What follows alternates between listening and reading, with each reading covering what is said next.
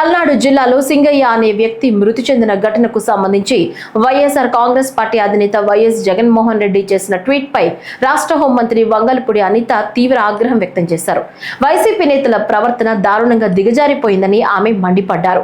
సచివాలయంలో ఏర్పాటు చేసిన మీడియా సమావేశంలో మంత్రి అనిత మాట్లాడుతూ జగన్ వ్యాఖ్యలు సమాజంలో హింసను ప్రేరేపించే విధంగా ఉన్నాయని, రాజకీయ నాయకుల మాటలను ప్రజలు నిశితంగా గమనిస్తారని అన్నారు. ఆ జగన్మోహన్ రెడ్డి షో చేశాడు, ఒక రోడ్ షో చేశారు.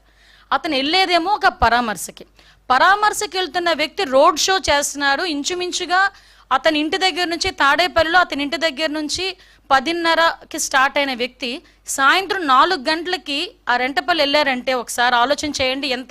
ఎంత స్లోగా మూవ్ అయ్యి ఎంత రోడ్ షో చేసుకుని ఆయన వెళ్ళారో ఒక్కసారి జనాలు కూడా అర్థం చేసుకోవాలి.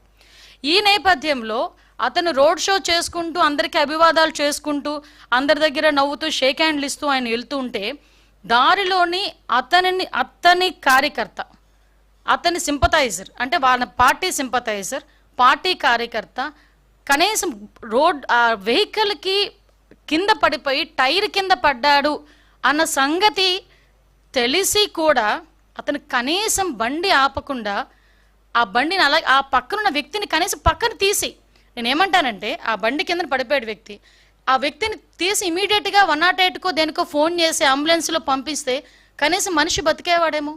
ఎంత అంటే దాన్ని ఏ పదాలు ఉపయోగించుకోవాలో కూడా అర్థం కావట్లేదండి. ఎంత నిరంకుశంగా కనీసం దయ జాలి లేకుండా ఆ వ్యక్తిని అలాగే ఈడ్చి ముళ్ళ పొదల్లో పడేశారు.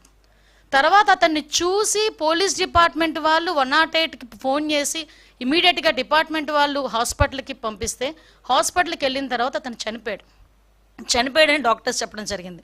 కనీసం అతను ఆ కార్ కింద పడిన తర్వాత అయినా ఇమీడియట్గా హాస్పిటల్కి పంపించి ఉంటే ఆ మనిషి బతికేవాడు కదా.